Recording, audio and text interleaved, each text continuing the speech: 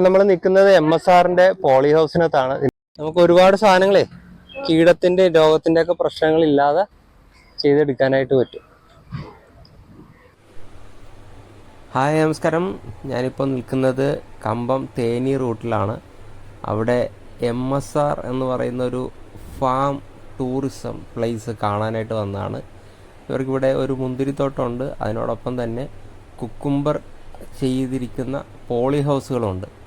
അപ്പോൾ നമ്മൾ പോളി ഹൗസിലെ കാഴ്ചകളാണ് നമ്മളിപ്പോൾ ഒന്ന് കാണുന്നത്. അവിടെ ഇപ്പം നമ്മൾ നിൽക്കുന്നത് MSRന്റെ പോളി ഹൗസിനകത്താണ്. ഇതിനകത്ത് ഏകദേശം 9,000-ഓളം കുക്കുംബറാണ് നട്ടിരിക്കുന്നത്. നമ്മൾ കക്കിരി എന്ന് പറയുന്ന ഇംഗ്ലീഷ് കുക്കുംബറാണ് ഇതിനകത്ത് കംപ്ലീറ്റ് ആയിട്ട് നട്ടിരിക്കുന്നത്. ഇവിടെ ശരിക്കും 2-3 ഏക്കറിനകത്താണ് ഈ പോളി ഹൗസ് സ്ഥിതി ചെയ്യുന്നത്. ഇതാണ് ഇവിടുത്തെ വെഞ്ചുറി സിസ്റ്റം. ഇതിനകത്താണ് വളങ്ങളും എല്ലാം കയറി പോകുന്നത്. അതിൻ്റെ ഫിൽട്ടർ സംവിധാനമാണ് അപ്പുറത്തിരിക്കുന്നത്. ഇതിപ്പോൾ ഹാർവെസ്റ്റ് കഴിയാറായതാണ്. ഇപ്പോൾ ഏതാണ്ട് ഒരു ഓൾമോസ്റ്റ് ഒരു 90% കഴിഞ്ഞു. അപ്പോൾ അവർ അതിനകത്ത് അഡീഷണൽ വളം കൊടുത്തിട്ട് വീണ്ടും അതിനകത്തു നിന്നുള്ള മാക്സിമം ഈൽഡ് എടുക്കാനുള്ള ശ്രമത്തിലാണെന്നാണ് പറഞ്ഞത്. ഇവിടെ നമുക്ക് കായ കിടപ്പുണ്ട്.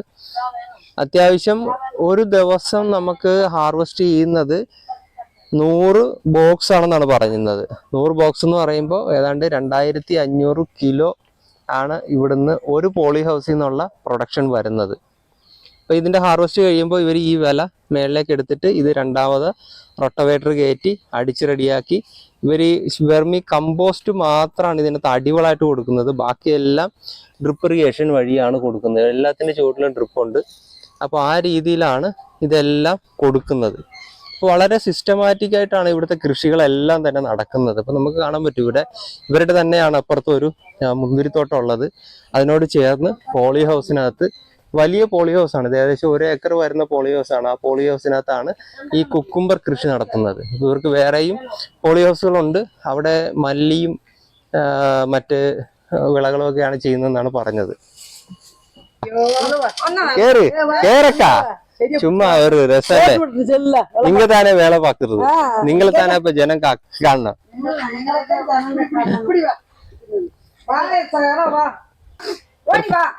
ഓടിവാ, ഒരു ഫോട്ടോ എടുക്കല.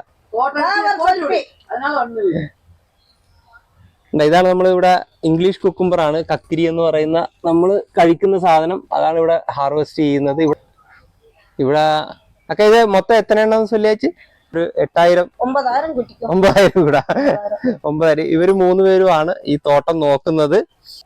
നമ്മള് 1 ഏക്കറിൽ നടന്നതിൻ്റെക്കാൾ ഇരട്ടി സാധനമാണ് ഇവരിവിടെ പ്ലാന്റ് ചെയ്തിരിക്കുന്നത്. ഇതിപ്പോ നമ്മൾ എപ്പോ ഹാർവെസ്റ്റ് എപ്പോ ഇത് എടുക്ക തുടങ്ങും? 1-ാം തീയതി ജനുവരി 1. ഓക്കെ. ഇതില് നമ്മള് എന്താ അടിയിൽ എന്നാ വളം ഇട്ടിருக்கு? വളം ഇട്ടില്ല, വെർമി കമ്പോസ്റ്റ് ആണ് ഇട്ടിருக்கு.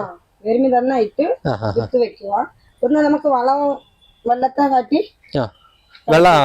ഡ്രിപ്പ് ഇറിഗേഷൻ വഴി നമ്മള് വളം കൊടുക്കരുത്. ഓക്കെ. ബാക്കി മറ്റേ വളങ്ങളെല്ലാം ഡ്രിപ്പ് ഇറിഗേഷനിലൂടെയാണ് കൊടുക്കുന്നത്.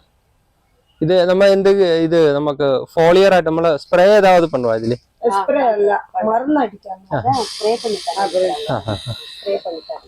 അത് എവ്വളോ ഡേയ്സിൽ നമ്മൾ അടിക്കും? 5 നാൾക്കുള്ള ഒരു ദിവസം അടുത്ത അടിക്കും. ഓക്കെ. ഇതിപ്പോ നമ്മള് ഇത് മുടിഞ്ഞതൊക്കെ അപ്പുറം എന്നാ വെക്കും? ഇതേ തന്നെ പോലെ കണ്ടിന്യൂസ് ചെയ്താ പോകും. നമുക്ക് ഈ കൊടിയൊക്കെ വലിച്ചെടുത്ത് വെച്ച് വളം പൊക്കി കെട്ടിയിട്ട് നമുക്ക് ടോട്ടലി ആയിട്ട് ഒരു ചെടിയിൽ നിന്നും 10 കിലോയെങ്കിലും പ്രൊഡക്ഷൻ കിട്ടിയില്ലെങ്കിൽ മുതലാളി നഷ്ടമെന്നാണ് ഇതിനെ പറയുന്നതെന്നാണ് ഇവിടുത്തെ ജോലിക്കാർ പറയുന്നത്. അതുപോലെ തന്നെ ഇവർ 3 പേരല്ലാതെ ഈ ഒരു ഫാമിനകത്തേക്ക് അവർ വേറൊരാളെ കയറ്റത്തില്ല. ഇപ്പോൾ ഞാൻ കയറിയത് തന്നെ നമ്മളത് കയറുന്നത് കണ്ടു കഴിഞ്ഞാൽ അതിൻ്റെ സൂപ്പർവൈസർമാർ വന്ന് അവരെ വഴക്ക് പറയും. അപ്പോൾ നമ്മൾ അതിനകത്തൊരു അഡ്ജസ്റ്റ്മെൻറ്റിൽ നമ്മൾ അതിനകത്ത് കയറിയതാണ്. അപ്പോൾ അത്ര പ്രിസിഷനായിട്ടാണ് അവർ ഈ ഫാമിംഗ് എല്ലാം ചെയ്യുന്നത്. നമ്മളൊന്ന് ആലോചിച്ച് നോക്കിയാൽ ഒരു 9,000 ചെടിയിൽ നിന്നും അദ്ദേഹം പ്രതീക്ഷിക്കുന്നത് 90,000 കിലോ പ്രൊഡക്ഷനാണ്. അതിൽ മിനിമം 50,000-ൽ താഴെ വന്നു കഴിഞ്ഞാൽ അവർക്കത് വൻ നഷ്ടമെന്നാണ് അവർ പറയുന്നത്. അപ്പോൾ മിനിമം 50,000 കിലോ പ്രൊഡക്ഷൻ അവർ ഇതിനകത്ത് നിന്ന് എടുക്കാനായിട്ടുള്ള എല്ലാ തരത്തിലുള്ള പ്രിസിഷനായിട്ടുള്ള കാര്യങ്ങളെല്ലാം അവർ ചെയ്യും. അപ്പോൾ 9,000 ചെടിയിൽ നിന്നും 50,000 കിലോ പ്രൊഡക്ഷൻ എന്ന് പറയുമ്പോൾ തന്നെ ഏതാണ്ട് 10 ലക്ഷം രൂപയുടെ വിറ്റുവരവ് അവർക്ക് ഒരു ക്രോപ്പിൽ നിന്നും അവരുണ്ടാക്കുന്നുണ്ട്. അപ്പോൾ ഇത്രയും ബിസിനസ് ഓറിയൻറ്റഡ് ആയിട്ടാണ് ഇവരെല്ലാം ഫാമിംഗ് ചെയ്യുന്നത്. നമ്മളായിട്ടുള്ള മലയാളികളായിട്ടുള്ള നമ്മളും അതേ രീതിയിൽ ചിന്തിച്ച് അതേ രീതിയിൽ മാറിയാൽ മാത്രമാണ് നമുക്കും കൃഷി ഒരു ആദായകരമായിട്ട് മാറുന്നത്. അപ്പം നമ്മളെല്ലാവരും തന്നെ നല്ല ആദായകരമായി നമ്മൾക്കും ഇതുപോലുള്ള പ്രോജക്റ്റുകൾ നമ്മുടെ കേരളത്തിലും നടപ്പിലാക്കാനായിട്ട് സാധിക്കട്ടെ എന്ന് ആഗ്രഹിച്ചുകൊണ്ട് നിർത്തുന്നു. അപ്പോൾ അടുത്തൊരു വീഡിയോ ആയിട്ട് കാണുന്നവരെ ഗുഡ് ബൈ.